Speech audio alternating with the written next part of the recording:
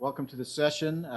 This is a multi-subject session. We're going to start off with reference frame 2022 and then go to NC parcels after that between now and 10 o'clock. So thanks for coming early. Great to see a good turnout here. So we're going to start with Scott Locken. He's the National Geodetic Survey, NGS that is, the Mid-Atlantic Regional Geodetic Advisor. He has 20 years of experience in the NGS field operations. We're lucky he's usually in North Carolina. He's got responsibilities up and down the region here.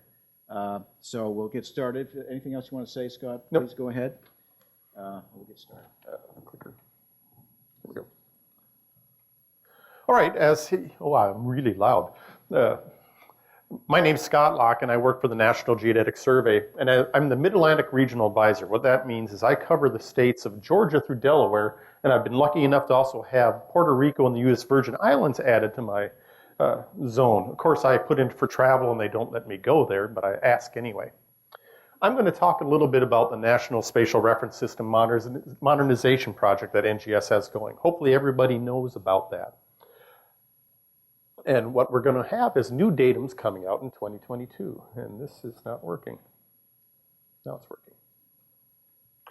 So an overview. NGS is responsible for defining, maintaining, and providing access to the National Spatial Reference System. Now when you hear NSRS, that actually means that all the federal survey agencies are supposed to do their surveying to that. That doesn't include cities or counties or even states. But in effect, most of those have also adopted the current datums as defined by the National Spatial Reference System. And if you should all be familiar, NAD 83, the North American datum in 1983, is our horizontal datum covering latitude, longitude, and ellipsoid heights. Our vertical is the NAVD 88. And then some of you, maybe if you work around the Great Lakes, are also familiar with the International Great Lakes datum in 1985. Those are dynamic heights, and I really don't want to try to explain those because I'm really bad at explaining those. But these have been adopted and even legislated by most states. So why does NGS want to modernize? Well, most of our stuff is based on older technology. When you look at leveling, how we get to those orthometric heights, those were, as in the middle picture here, from leveling. You set up a rod on a mark and you move down to the next mark. And they're based on these passive marks. If you go and get a data sheet out of our database, it's on a passive mark. Well, these are subject to change. Whether subsidence or those lower species known as greater operators come take them out, they're just not the most reliable. They're very good here in North Carolina, but you get in places like California and sometimes they don't maintain their position and elevations as well. There's also systematic errors that have encroached on the datums. Whether it's the center of the datum, the 00 point of the datum as we defined it in 1986, those are the best we could do. But as the decades of space geodesy have evolved, we have a better understanding of where that center of Earth mass is. And it's actually changed by a little over 2 meters. Then also when we talk about the zero elevation surface for NAVD 88, those errors, systematic errors have encroached on that. So we have this tilt in that datum that amounts to about 1.5 meters up in the Pacific Northwest to about 0 on the Georgia-Florida line. What's being replaced? Of course, I talked about them earlier, NAD 83, but there's also other datums out there, the NAD 83 PA11 and the MA11 for the Pacific Plate and the Northern Marianas Plate. So you may be wondering, what does North American datum Pacific 11 have to do with North America? It doesn't. So there's a little problem I'll talk about in a little bit. So these are responsible for our latitude, longitude, and ellipsoid heights, and also the state plane coordinates.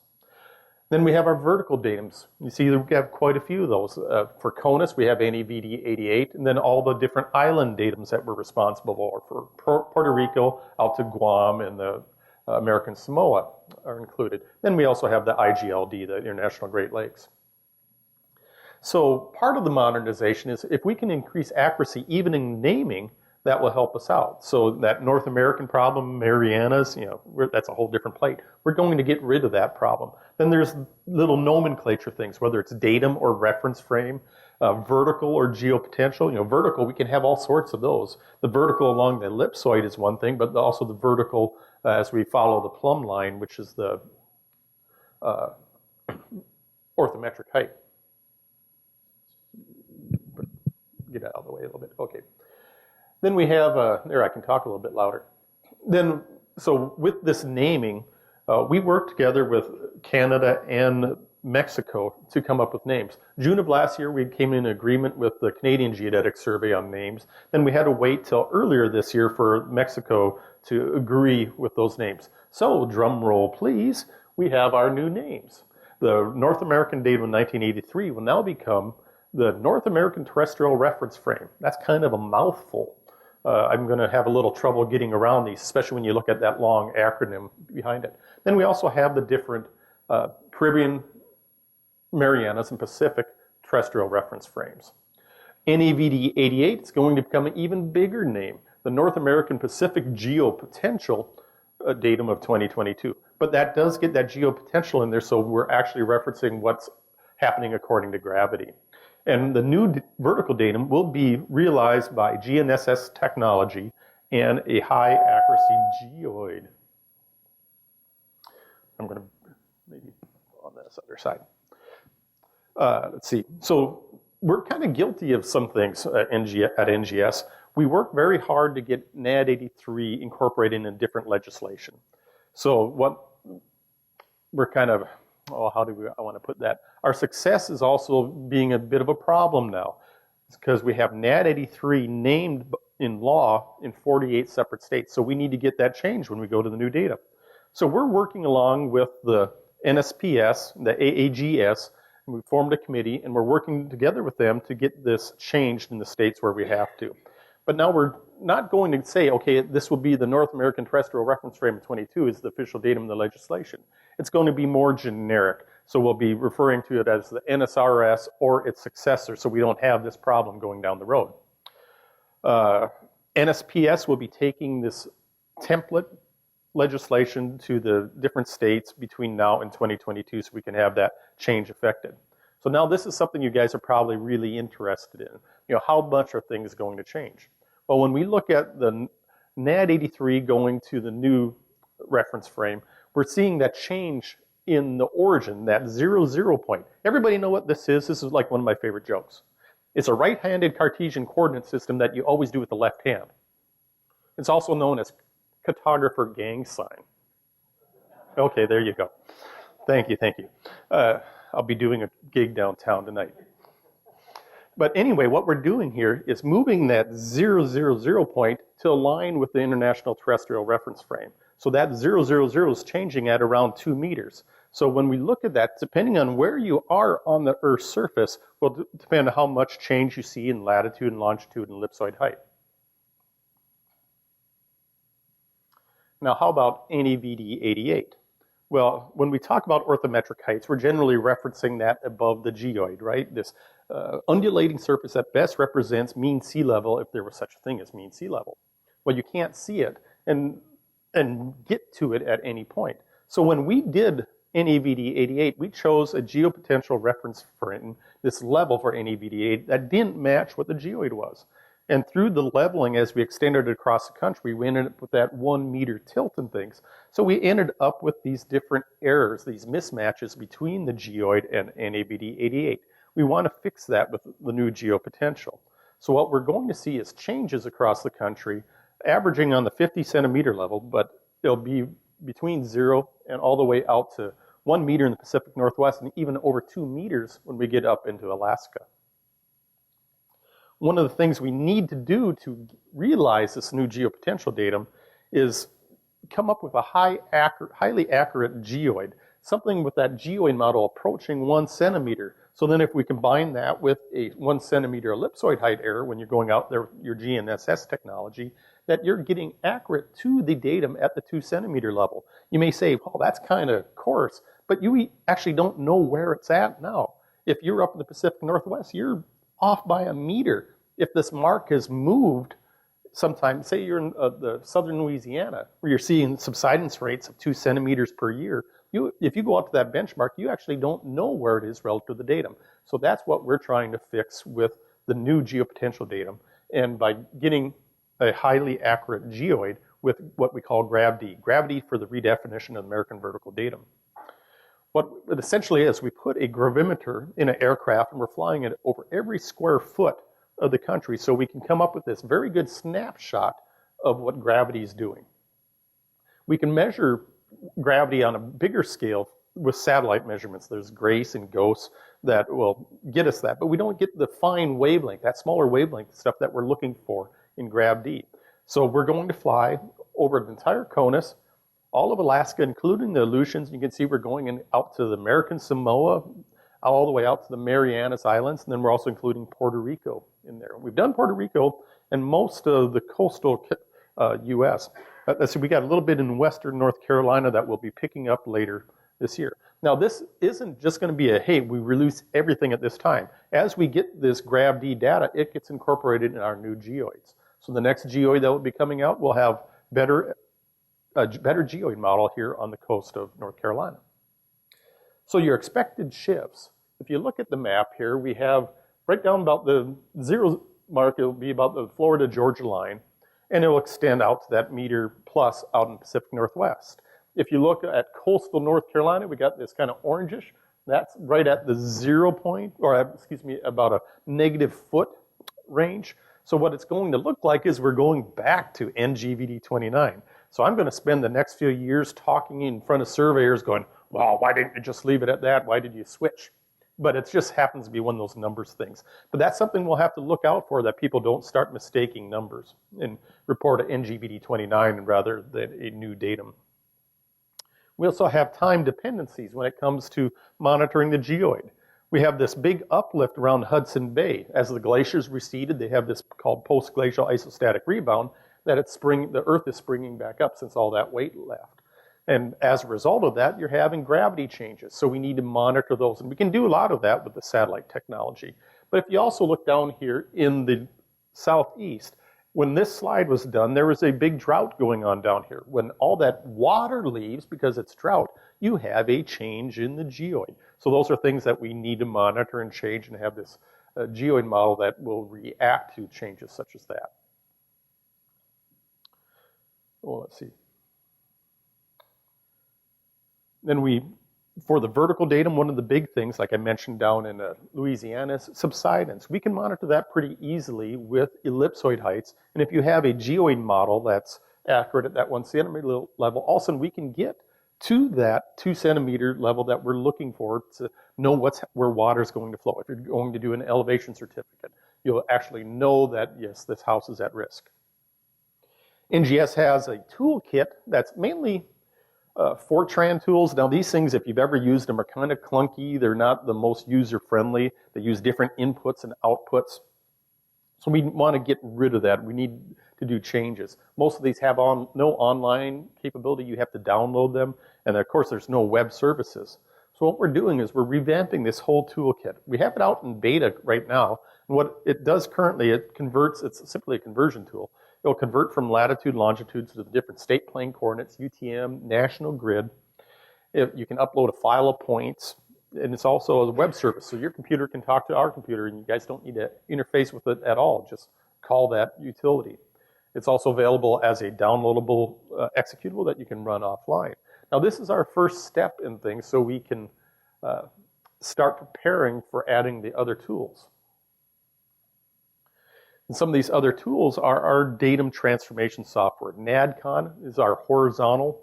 We've had NADCON 4.2 out there for a long time. We're replacing that with NADCON 5, which will incorporate the geocons. If you ever used any of those to try to get to the current datum, there's like 2 more utilities that you have to run.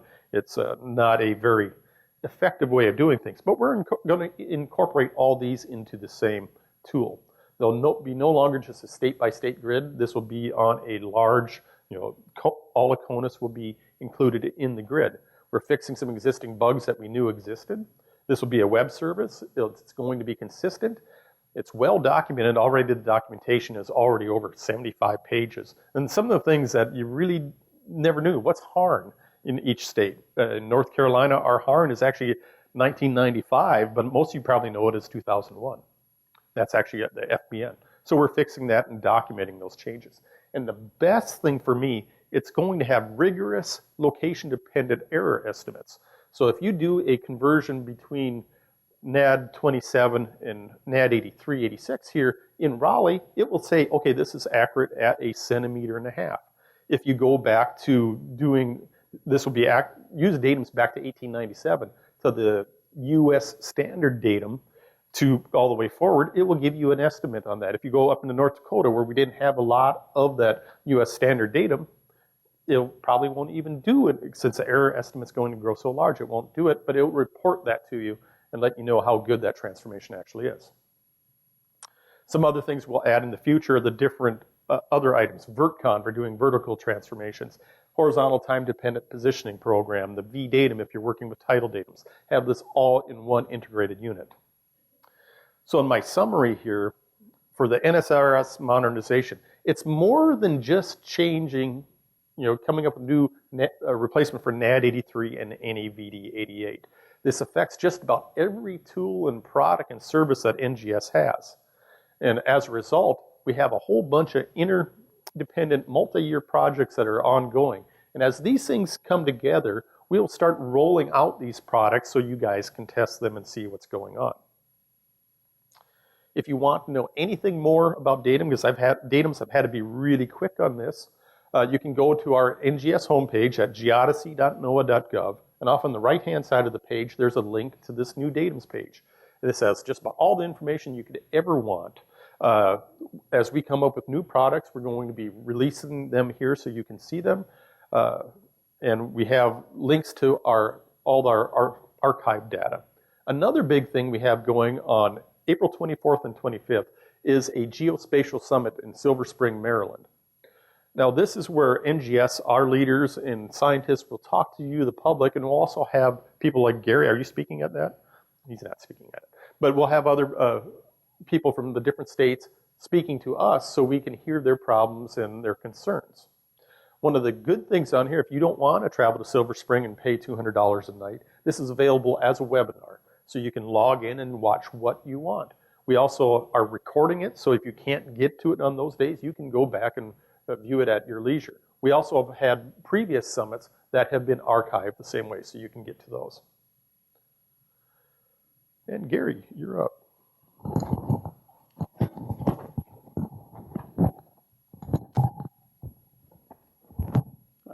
So to help us prepare to make this change here in North Carolina, we've been taking some action because you think, well, 2022 is not that far, it's a long way off, but it really isn't. So this will impact everything we do here in North Carolina. So these are some of the things that we've been working on. First is there was a working group that's been created to look at the different things that we need to do, what impacts it will have, and what actions we need to take. And the working group, we've had a couple meetings, and our goal is to have some recommendations here in 2017 so we can start taking action on those in 2018.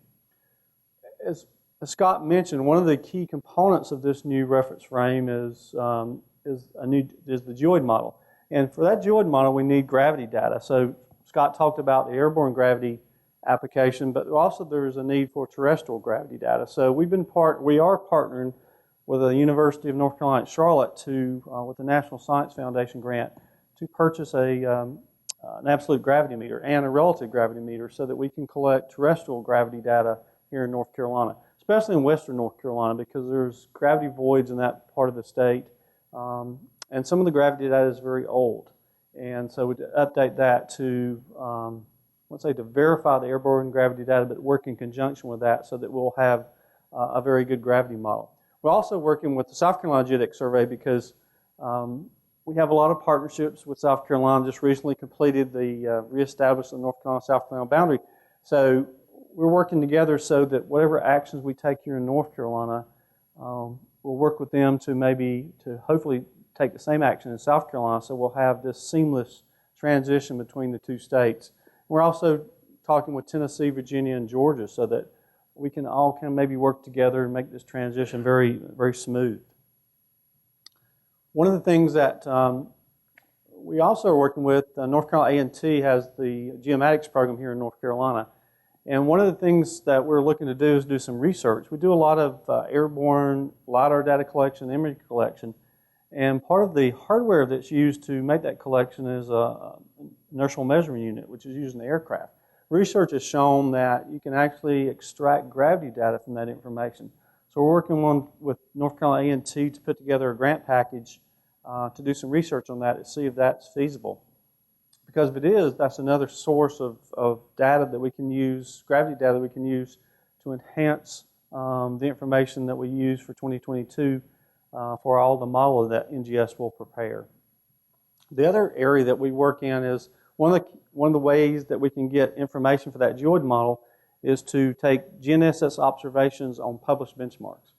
So we have leveling benchmarks here in North Carolina. So one of the ways we do that is with what we call National Height Modernization System surveys. And you can see on this map here the areas that we've worked in North Carolina. And so you can see the voids where places we haven't worked. So our goal is to do these height modernization surveys, which will be GNSS observations on benchmarks, which gives us good ellipsoid heights.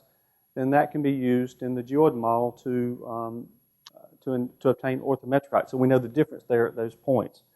And this just shows you where the benchmarks we've done in North Carolina. Compared to some other states, we have a very dense network of where we've done the observations. But you can see there's still some little void areas that we need to work on. So the more observations we can get, the better our model is, the better heights we can get here, more accurate, more precise heights we can get here in North Carolina. So we're working hard to prepare for this transformation to a new reference frame, both horizontally and vertically, and to help prepare the private sector, local governments, state governments, federal agencies so that we can make this transition a seamless transition without major impacts to all our products. And I believe that's the last question, so we'll open it up now for questions.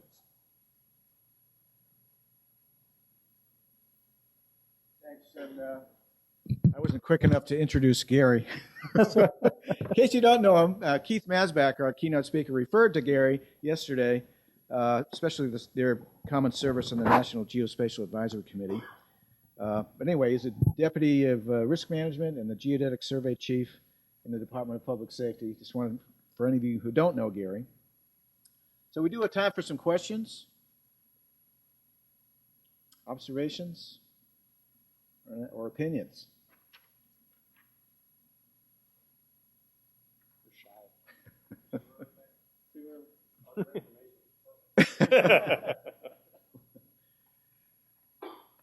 Maybe I'll ask you, gentlemen, what's the best way to learn more about this and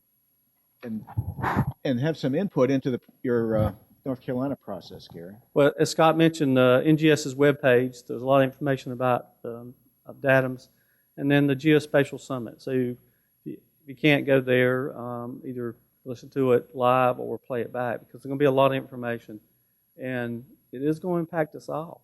I mean, all the data that we have when we make this change, there will be tools out there, but especially around 2022 when you have data that's on that 83, time dependencies. One good thing about here in North Carolina, on the East Coast, whereas from California, where you have two different tectonic plates where you have a lot of movement. We do have movement, but it is relative and in the same direction. So we're a little fortunate there, but you're going to be mix and matching data on different reference frames, different datums, and it's going to be very, very critical that that you make the transformation properly and use that data correctly.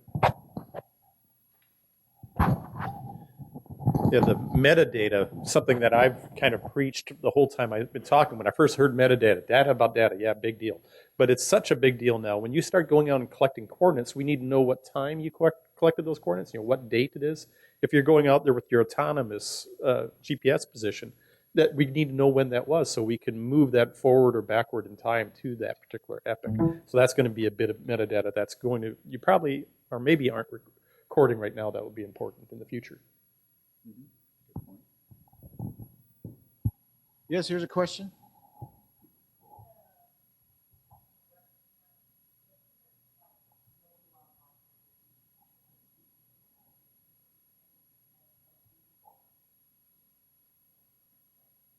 Maybe repeat the question. Right. Yeah. So the question was, when we make this change to the new reference frame, will the PIN number have to be changed? And that will depend on one of the decisions we've got to make here in North Carolina is do we keep our constants for our state plane coordinate system the same? And if we make changes, we've got to take consideration, will that impact the pins? Because that would be a massive effort to have to change all those pins. So at the current time, no. The pin, what the direction we're going in, those pins will not have to be changed. But it will depend on what decisions we make as far as our state plane coordinate system. You have a question here?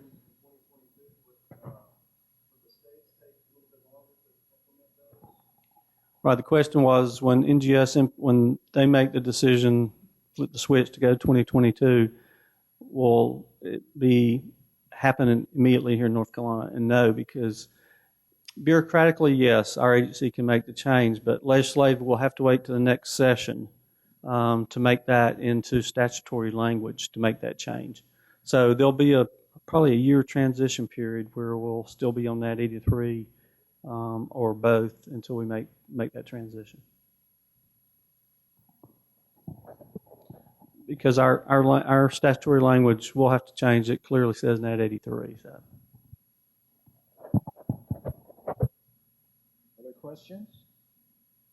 Comments? Yes?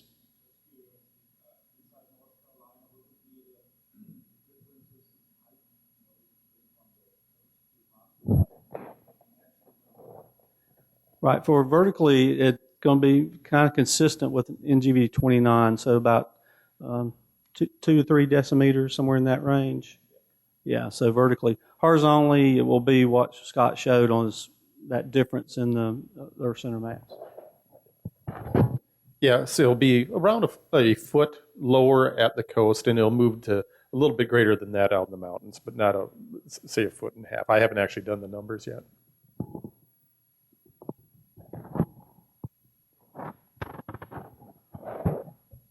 Any other questions? And maybe just one more thing about the summit, Scott, about the webinar option for the...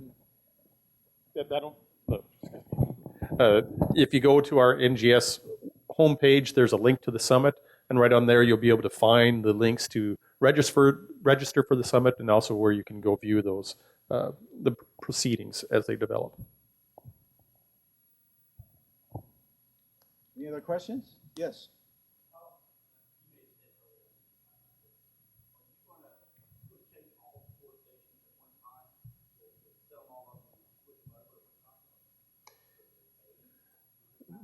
When we do the switch, I anticipate, the question was, will we change unilaterally the cours at one time? And I anticipate that's what will happen. When we flip the switch, we'll have the new ITRF or the new North American Terrestrial Reference Frame 2022 coordinates there. And Gary's VRS will follow along with, I mentioned, state legislation. Okay. Well, thank you, gentlemen, for a very informative segment on Reference Frame 2022. You can turn that on. Let's thank them.